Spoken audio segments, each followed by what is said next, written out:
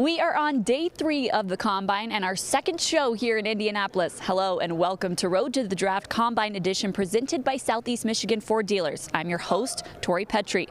We are covering all of the prospects here in Indy as well as the expert opinions on what could happen in this year's draft. We've got a lot for you in today's show, including some bold predictions on what could happen when the Lions pick at number 3. But first, we take you to the prospects who spoke yesterday, the offensive linemen and the running backs. Take a look at what they had to say at the podium.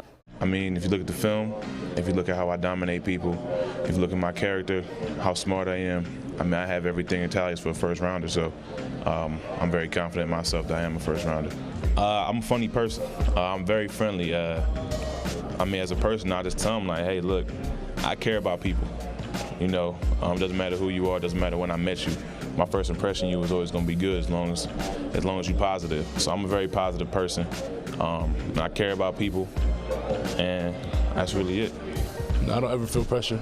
Football is what I do. I'm a competitor, and just gonna come in and do what I do and try to be the best I can be. I feel like I have a really high football IQ. It's something that I take pride in, trying to keep the inmates to a minimum. An athletic player and a mauler. I like to dominate people. You know, I think I have a very high football IQ for the game, and you know, I love competing. I'm willing to go and grind through, you know, whatever I got to do. If I'm playing right guard, playing left guard, playing center, whatever I got to do, and I adapt, and I take pride in that. You know, speaking from a guy that came in first year, never played center in his life, and I adapted pretty well coming in and learning from kind of scratch. So, you know, I think, you know, a lot of things separate me, but I think my football IQ and how I can move guys off the spot, and pretty good in pass pro too. So I feel like my two main strengths are my athleticism and the way I prepare, my preparation. I feel like every week, you know, I put myself in a good position to go out there and make plays and play fast because I put in the work during the week. You know, just watching film and knowing what to expect. Just how coachable I am. I understand the game. A lot of times I understand what's going on before the play happens, and regardless of what system I'm in, I can adjust to whatever they're trying to teach me. What's it like to have your name in terms of the yards you gain with some of the all-time greats, including Barry Sanders is one of them? What's it like to be in that sort of company? I mean, it's an honor. Anytime you're mentioned with those guys, it's a blessing. And I think the biggest thing is understand that you didn't do it alone. Like I said, I had great teammates, I had great leaders around me to push me to the limit, to push me to that moment. So I think the biggest thing is just realizing and understanding that you didn't do it alone. Like Herschel Walker is like the gold standard for a running back. Barry Sanders, his ability to make people miss, you know, when nothing is there. I mean, to be, like I said, to be mentioned with those guys, it's an honor and a blessing. So you got to take it day by day, but you got to know that you can always keep getting better. I think I have tremendous vision. You know, I can do it all. You know, I can be explosive. I can grind it out, and I'm also a leader. You know, I think I make everyone around me play better whenever they're playing with me.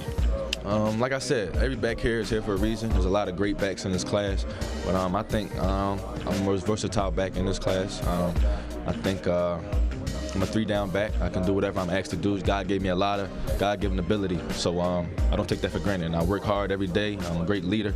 Yes, sir. Just an all-around running back, somebody who's able to of course run the ball, but another important aspect of being running back, able to block also. I just think I'm a complete back from catching to blocking and running. All right, offensive tackles, interior offensive linemen, running backs. There is a lot to cover there, so that's why we are bringing in Tim Twentyman from DetroitLions.com to our set here on Radio Row to break it all down. Tim, it's a lot to break down. It is a lot, but probably not immediate needs for the Lions in those position groups. Maybe the one we'll talk about first is the interior of the offensive line. You've got Graham Glasgow headed towards free agency here in March when that begins. What do you think ends up happening with him? Yeah, that's the one that could be the most immediate need because the Lions, I think, have to determine what they have in Bo Benshaw, the undrafted free agent that was kind of that fourth guard, that fourth interior lineman last year. Joe Dahl returns. Do you expect him to start at one of the guard spots? So they're looking, if Graham indeed is somewhere else next year, that could be an immediate need. So yeah, I think when you look at this guard class, I think it's down a little bit from where it's been in years past. I think this is more of a tackle-dominated offensive line class, but that's not to say you can't get some good guys that can come in right away and contribute. You know, guys like Robert Hunt, Lloyd Cushenberry, Jonah Jackson is one, and then a couple Michigan guys, Cesar Ruiz and Ben Bradison, and even a guy like Tyler Badish, I think is how you say his name. So there are guys. It's just there's not that top 10, top 15 caliber guard in this class. I think you're going to see some of those guys go a little bit later, not as strong as a class, but I think of those three positions that talked yesterday, probably a guard could be one the Lions look to, maybe even day 2 if Graham Glasgow indeed goes to free agency and they've got a need there. Well, we'll take a look at Bucky Brooks' top 5 at the position. You've got Lloyd Cushenberry III from LSU, Tyler Biotish, like you mentioned, from Wisconsin, Natani Moody, Fresno State, Matt Hennessy from Temple, and Robert Hunt from the Ragin' Cajuns. That's the interior of the offensive line. Probably not something the Lions are doing at number 3, maybe not even in the top of the second round, but maybe, maybe but when you get into that third, fourth round, yeah. look, you're going to be able to find guys that can come in and help. I've always said this about the draft. I think your top 3 picks are guys that you expect to come in, contribute right away. Your next 3 picks are guys that you hope can develop, be quality backups. Maybe you get a guy who can start in there. And then the bottom 3 guys that you draft are guys that fit, physical characteristics, and you hope can make the roster, and then maybe you hit a home run on one of those. But those first 3 guys are guys that you got to come in, got to play. And so when you're talking about the 3rd round, 4th round, maybe that's an area, if Graham Glasgow goes to free agency, that you look to bolster the interior of that offensive line. All right, let's move on to the offensive tackles. Bucky Brooks' top 5 there again. Jedrick Wills Jr. from Bama, Tristan Wirfs from Iowa, Andrew Thomas from Georgia, Mekhi Becton, and then Josh Jones. Tackle, not as much of an immediate need for the Lions as guard. No, because your top 3 from last year, Taylor Decker, Rick Wagner, and then your swing guy, Crosby, is still under contract. Now, maybe that's a need looking past 2020. Taylor Decker's going into his 5th year option. Rick Wagner's got only 2 years left on his deal, and Crosby's you're gonna have to make a decision. He's going into year 3 on a 4-year contract. So I don't think it's an immediate need for these guys, but if you're talking past 2020, 2021, you want to get somebody in there, start to develop them. Again, I don't think it's a need at number 3. Probably not the top of the 2nd round. Again, I still think you're looking for defensive playmakers. But again, the same thing we talked about with the guards. When you get into the 3rd round, the 4th round, I think this is a really deep tackle group. Bob Quinn, we talked to him on Tuesday, and he mentioned 4 positions. Offensive line, I think, being one where it's deeper. And so, I think that certainly applies to this tackle class. So I think there's some good ones. Again, I don't think there's that top 10 type guy, but it's a deep group. And so when you get back into the 3rd, 4th round, you're going to be able to find guys that I think can come in and contribute. All right, let's talk running backs. I think at the end of last season, we kind of saw what this Lions running back group could be. Kerryon Johnson returned from IR, and then you had him in there with Bo Scarborough. That kind of looked like the future of the Lions at the running back position, at least for now. Yeah, it does. And those 2 were terrific. And look, when healthy, Kerryon Johnson, I think, is a terrific 3-down back. I think him and Barry Sanders are the only guys who've rushed for 1,000 yards while averaging 4.5 yards per carry in their first 2 seasons. It's a pretty good company to be in if you're Kerryon Johnson. It's not an issue about talent or production with him. It's availability. The best ability is availability, and unfortunately, 2 knee injuries have made where Kerryon's played only 18 games in 2 years. And so, if you're the Lions, are you looking at this class of running backs that's pretty deep? Are you looking to maybe bolster that room and have a backup plan in case Kerryon, this injury stuff kind of plagues him some more? You don't want to call a guy injury plague, early in his career. Look at what Matthew Stafford did. Matthew Stafford played 13 games his first 2 years, and then went 8.5 years without missing a start. So, I think you hope for Kerryon to have that same thing, but I think you have to protect yourself too. And so, you like what you have in Bo Scarborough. I think that was one of the positives of Kerryon Johnson being lost that midseason to the knee injury. I think you found somebody, and I think he fits, but I think maybe you find one more guy there. Maybe it's a young guy in the draft. Maybe it's free agency. But I think you add to that room just to have a backup plan and a security blanket in case Kerryon, gets hurt again. Certainly, that makes sense. Bucky Brooks' top 5 at that position has DeAndre Swift from Georgia and Clyde Edwards-Helaire from LSU topping off that list. You heard Jonathan Taylor from Wisconsin talking in those press conference clips about Barry Sanders. Of course, when we talk running backs, it's hard not to bring up Barry Sanders Punters. He appreciated being in the conversation, being compared to Barry. You know, and it's a really interesting year for running backs because you probably think DeAndre Swift is going to be a first-round guy. But he might be the only back taken in the first round this year. And so here you've got a guy like Jonathan Taylor, who's rushed for 1,900 yards as a freshman, back-to-back 2,000-yard seasons the last 2 years, 20 whatever touchdowns. He's going to run a 4.3, you know, when he works out here. And you're talking about him being a second-round pick. In years past, you know, those guys are first rounds. And I think, so if you're the Lions and, hey, you've decided, hey, I want to add to that room, I think it's very likely that Jonathan Taylor or a J.K. Dobbins is pretty high on the board when they go around a pick. That's not to say they're going to select a running back that high, but I think some of those guys might be high up there just in terms of the grades that they get. And so it could be an interesting decision on day 2 if a lot of those backs like, you know, Jonathan Taylor, J.K. Dobbins, you know, and some of those other guys that you see as a fit that can come in and help that room, bolster that position group. Maybe you think about it in the second and third round. So it'll be interesting because I think a lot of those guys are going to be there on day 2. And I could certainly see a run on running backs early in day 2. Yeah. We always see it. There's some position, whatever it is. There's a run on corners one year or whatever. Sure. There's just start that second round. There's a run on positions. I have a sneaky feeling this year that it's running back in day 2. We will see if Tim's prediction comes true. Before we move on from the position groups that talked yesterday, we can't forget the special teamers, the kickers and punters talked as well. Shockingly, there isn't a top 5 list for these guys, but could be a position that the Lions are looking at with Sam Martin headed to free agency as well. Yeah, Sam's headed to free agency, and so you look to bolster that position. I think one guy to watch out for, Texas A&M, Braden Mann.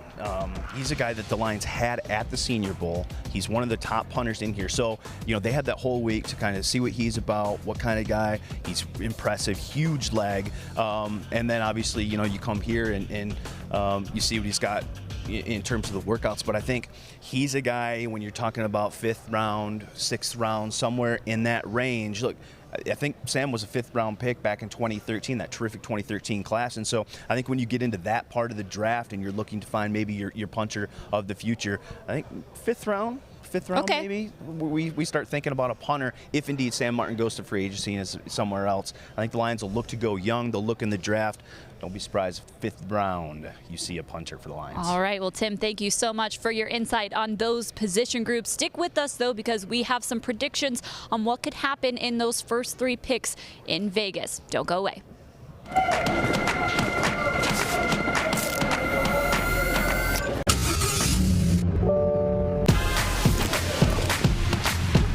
It's as simple as following your playbook. It's the highly anticipated return of record-breaking global superstar Justin Bieber. Can we be friends? Changes tour. Is it too late? Ford Field, Saturday, August 29th, with special guests Kehlani and Jaden Smith. Get tickets now at Ticketmaster.com. The brand new album Changes is available everywhere now. Stay up to date at JustinBieberMusic.com. Presented by T-Mobile. Welcome back to Road to the Draft Combine Edition, presented by Southeast Michigan Ford Dealers. I'm Tori Petry. We're covering all of the prospects and the expert opinions that come out of this week in Indianapolis. We already talked about the offensive linemen and running backs in today's show, and now we move on to the analysts. Yesterday, we sat down with Pro Football Focus lead draft analyst Mike Renner on the One Pridecast podcast to talk about his predictions for this year's draft. It was a great conversation, and you can hear an excerpt of that talk as we discuss what he thinks will happen with that number 3 pick. Number 3 pick. Did they stay at number 3? Did they take Tua? Did they take Jeff Okudah? What are you feeling? I think they have to trade. Like this with that roster as it is right now. Jeffrey Okudah's great.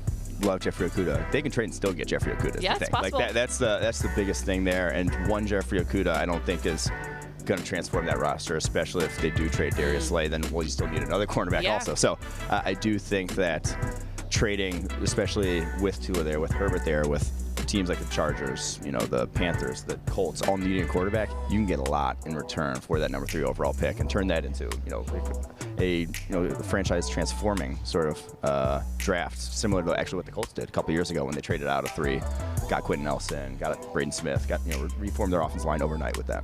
But who's the taker? I mean, do the Dolphins jump up just to make sure nobody else gets Tua, or do one of the other teams try to jump the Dolphins? It's the Dolphins to lose. With how much draft capital they have, they can outbid anyone at this point. But do they need to? You're gambling if you don't do it. I think with Tua, you got to put the asterisk around his name right now with that injury, whatever. That gets cleared. He's fully healthy. Assume that. I think it's the Dolphins. I think they need to go get their guy. And Tua, I mean, there was a reason everyone was saying tank for Tua after his sophomore year. Right. It's like he didn't hurt his draft stock. Joe Burrow just rocketed upwards. Like he's still worthy of #1 overall pick.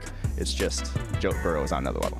Okay, is there any chance that the Dolphins trade with the Redskins and that Chase Young maybe falls to the Detroit Lions? Because I think that is their dream scenario.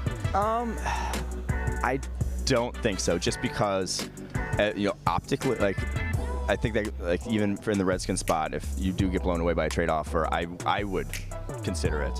But if you optically trade out of that pick and Chase Young turns into a Hall of Famer, perennial Pro Bowler, you'll never secure the end you don't of live it down. You just can't live it down with your fan base. Fan base will that sort of how the whole that side of the business you don't really get to control, and as an outsider it's easy to say what to do, but you have to answer it and look at the newspapers every day as a GM sort of thing. So I do think that they're pretty much locked in Chase Young with how good he is, and like I said, if they traded out of that pick and he becomes a Hall of Famer, they got a lot of explaining to do. Well, the Lions could certainly use some help up front defensively, and I think that that's probably something that they look at in this draft.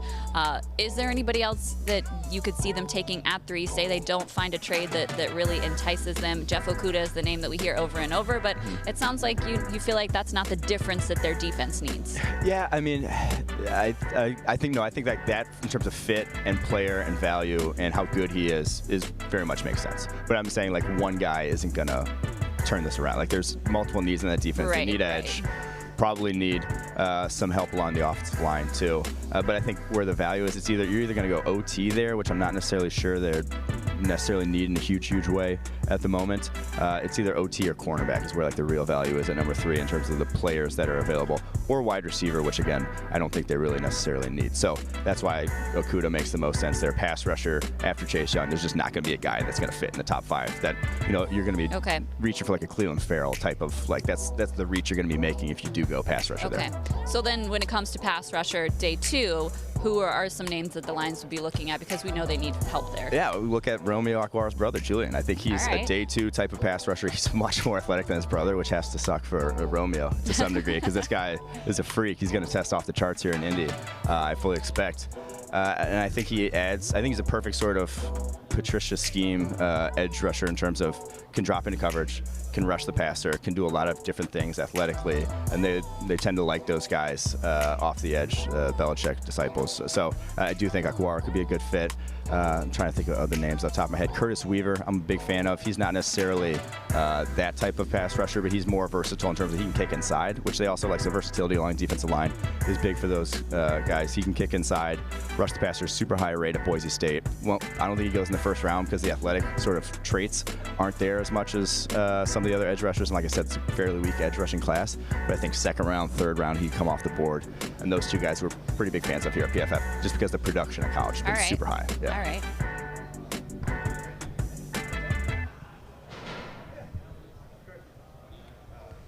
Great stuff from Mike Renner there. You can hear the rest of that podcast, the One Pridecast, on Apple Podcasts or on TuneIn Radio. I encourage you to go look it up. It was a great conversation with Mike. That is what Mike thinks will happen in the draft. Here's what Mike O'Hara thinks will happen in the draft. We're about to go through your mock draft here on Radio Row. Welcome to the show, Mike. Well, it's great to be back again today. I'm letting my combine beard grow since yesterday. I'll have whiskers by the time I get home. It's a long week in Indianapolis, but we love all the different opinions that come from this week. We're going to talk about your mock draft 2.0. So it's your second version. How confident are you that this is the right one? Well, I'm always confident, even though I changed it from mock 1. So, yeah, I'm always confident. It's not a mock draft. It's what it's going to be. Exactly. Don't mock me. No, there's so many. Look, it's the top 3. And Tori, I think number 1, whether it's mock 1, 3, 5, 50, it's Joe Burrow. From LSU going to Cincinnati. Look, it just fits. The kid's from southeastern Ohio. He had 60 touchdown passes. He led LSU to the national championship. He won the Heisman Trophy. What else you want him to do? Why wouldn't you? And he's good. Sure. Incidentally, he's good. All right, so consensus number one pick, the Cincinnati Bengals select Joe Burrow. I think that's 100% certain between now and April 13th. That won't change. Number two, I changed from my original mock draft because I put in trades. I had a no trade. I like it, though. I like a mock draft that involves trades. I do, too. I like trading, period. Trading everything. Wait a minute, that got me in trouble. But anyway, I like, I worked a trade in my second one, and the Washington Redskins, instead of taking Chase Young, just could not resist going down with the Miami Dolphins, and the Dolphins just load up and they move up to number 2 and they take Tua Tagovailoa. How'd I do? You did great. So the Dolphins are all in on Tua. They trade it all away to take the Redskins' number 2 pick. You think the Redskins are down for this? I think they are. The head coach, Ron Rivera, just the other day when he was sharing his combine interview said, we're looking at options, and they're bringing in Joe Burrow to look at him. They're bringing in Tua to look at him. I was at a smokescreen, probably, but not in this mock draft. Not in this one. Not in my pre-combine mock draft. I like it, though, because that sets things up for the Lions quite perfectly because they kind of get their dream scenario here. You mean trade down further? No. And right then, look, if they have 10 minutes on this pick, they use 3 seconds. As soon as you can run up to the podium, we take Chase Young, defensive end, wherever you want to play kid from Ohio State. I think he's a terrific player, and a lot of us were on his combine interview on Thursday. And look, the kid checks all the boxes. He's got production, set the Ohio State record, one season record with 17 sacks, missing 2 games because of suspension. He's a good kid, and I loved his interview too because he made eye contact. He was engaged. He even asked questions back. He just kind of fits everything. Plus, incidentally, he's a tremendous football player, and he fits exactly what the Detroit Lions need on that defense. We talked about this the other day, Tori. One of the reasons they gave up so many points on the fourth quarter is because they couldn't get to the quarterback. They couldn't get off the field. This kid, he gets to the quarterback, and he helps the people around him. So for now, Mach 3 2.0, Chase Young, forever young. I like it. I think that a lot of Lions fans would like that scenario as well. I would imagine the Lions front office would enjoy that too. It just depends on whether the Redskins and the Dolphins can work out a deal. I agree with that, and I think there's sort of a psychological dynamic with the fans and the drafting. And I'm not making fun of them. Look, they know as much as anybody from what they read. Really, sometimes I think that they're evenly split 50-50 between taking a player there, and then they just want to hear those words at number 3. We have a trade. Sure. They don't care how far. Just trade. Go down, get more picks. I think you stay there and get quality no matter what they do. Now, if they traded down to 5, that'd be fine with me. But in this scenario, and we'll have a post-combine draft coming up pretty soon, but in this scenario, the trade sets them up to get who they need, Chase Young. I mean, exactly who they need. They need difference makers on this defense, and that's exactly what Chase Young is. Even like Derek Brown of Auburn would be a good choice. So would Jeffrey Okudah still would be a good choice. I just think that Chase Young would be a great choice. All right, well, Mike mentioned it. He will have another version of his mock draft. You can see if he changes his mind again after the combine. We'll see what happens there. You feeling like getting crazy with your 3rd mock draft? I just feel crazy, period. What are you talking about? How do you think I got here? Well, we're looking forward to seeing what you pick, and then we are looking forward to this evening because that is the first time we will see players on the field at the Combine. They will be working out for the first time. You'll see the quarterbacks, tight ends, and wide receivers on the field on NFL Network doing their drills for the first time, and it's kind of the first time we get to see this new scenario where it's in prime time. Yeah, and I think talking to General Manager Bob Quinn the other day, I think he's got mixed emotions, but he wants to see because there's so much time between the morning interviews and the evening workouts. Just want to see how it works. But you know what? National Football League, just make it work. Look, you want to look at the players, they're going to be working out at night, make it work. Well, tomorrow we have a great show coming for you because we will finally be able to talk defense. The defensive linemen and linebackers spoke this morning, so we will cover that in tomorrow's show. So make sure that you are tuning in around midday tomorrow because we've got a great show for you talking defense. Thanks so much for tuning in to our 2nd Combine Live show. We will be back tomorrow with more.